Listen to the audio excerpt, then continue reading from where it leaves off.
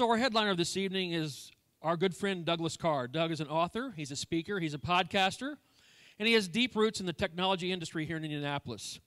His online publication includes the MarTech Zone, and he's currently the co-host of the Dell Luminaries, a podcast interviewing leaders in innovation throughout the world, and he has a studio in downtown Indy at the Speakeasy. He's also a single father of two amazing kids, Kate and Bill. And you got to include Gambino, his dog, in that too, right? Yeah, Gambino. So if you watch him on Facebook, Gambino's there. He's a proud veteran of the United States Navy, and he's currently launching Veterans Media, a 501c3 charity dedicated to assisting veterans get their assistance that they need. Please help me welcome my good friend, Doug Karr. So I wanted to talk about risk, as opposed to success and failure. And I say as opposed because that picture is really just a false picture. It's not a choice of whether you have success or failure. Risk is really a dial that you want to adjust. I love the slope picture because I think that paints a very clear picture of that.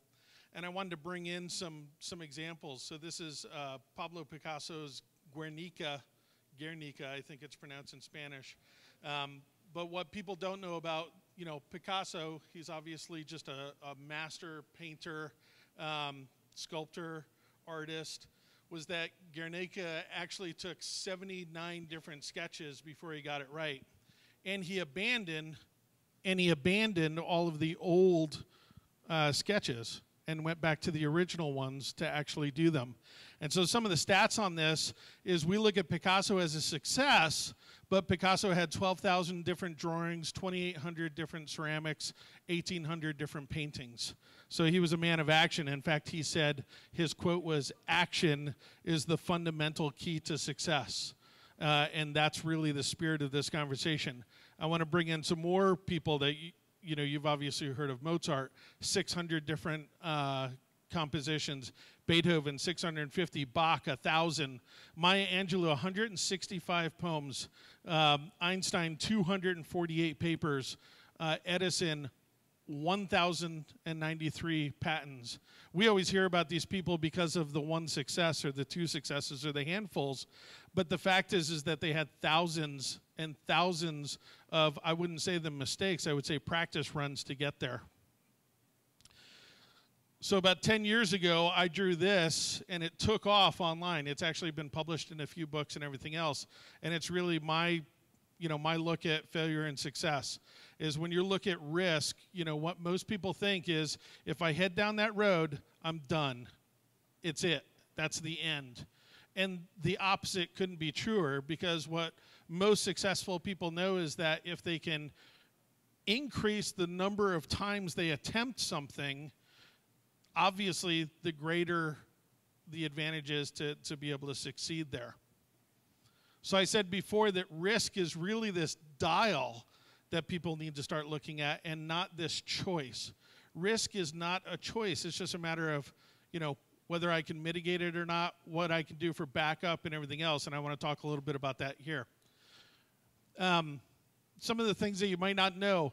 There's a great book by Adam Grant called Originals I'd really recommend, and a lot of the stuff that I got for this presentation was inspired by that book. But Nike, Phil Knight sold shoes out of the trunk of his car for 3 years while working as an accountant. So these are the things that we don't hear about, right? Apple, Steve Wozniak worked at Hewlett-Packard for a year until he was forced to quit by investors in Apple.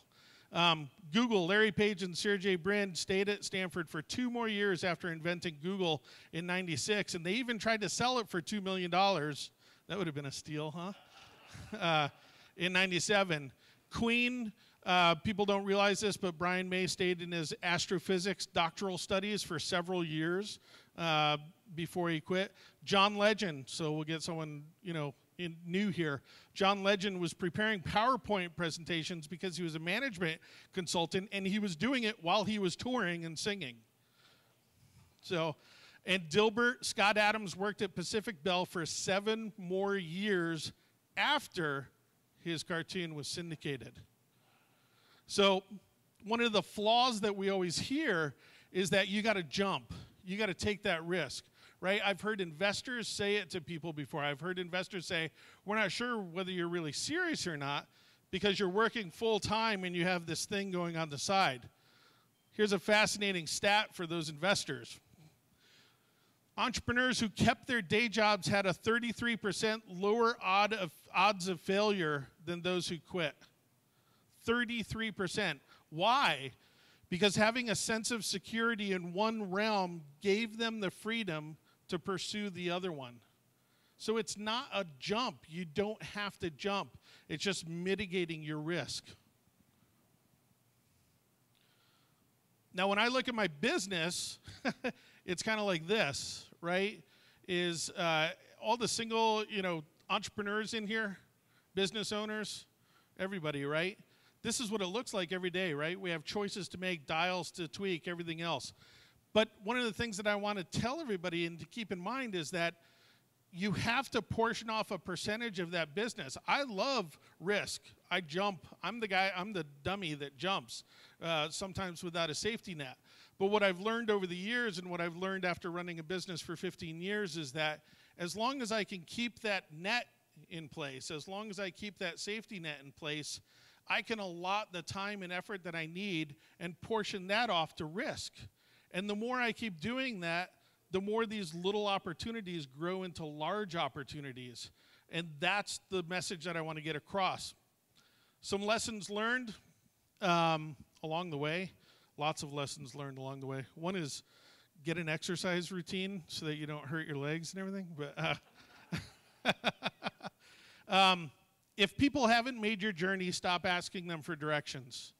Probably the biggest piece of advice that I absolutely love. I hear more and more people try to talk people out of doing things, and they don't have any clue what that would take. They don't know you as a person, what your passion is, what your grit is to get something done.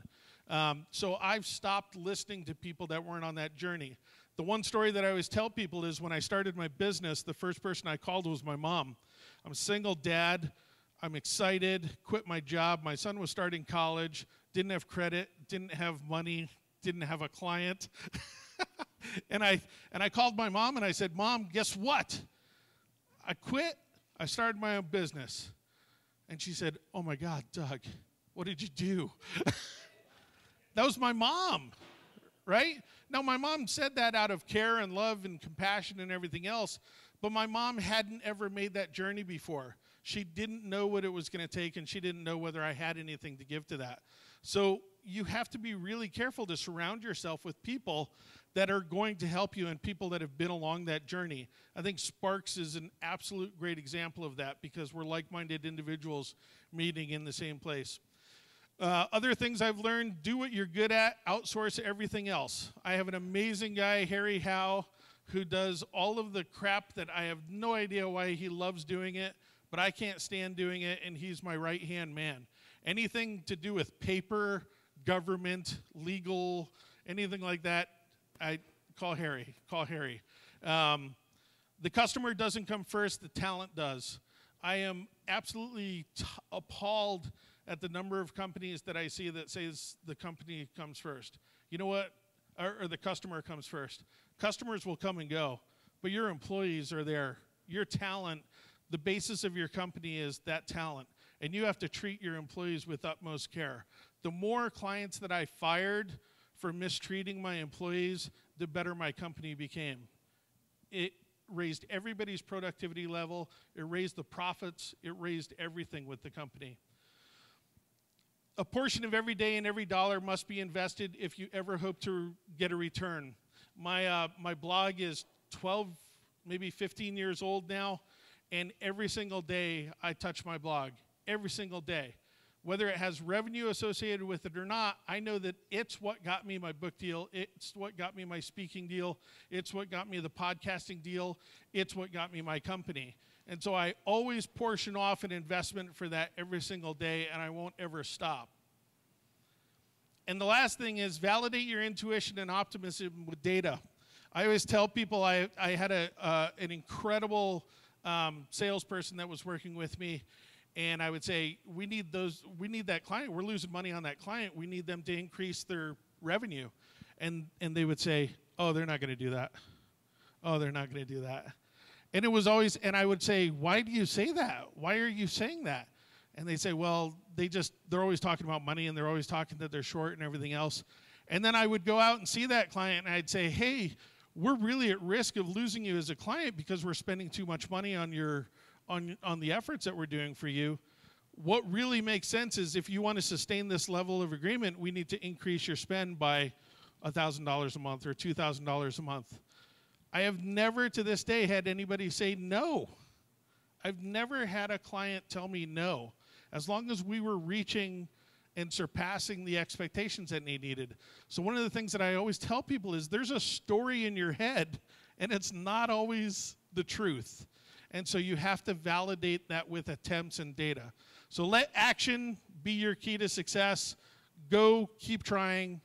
You'll be successful. You'll mitigate risk.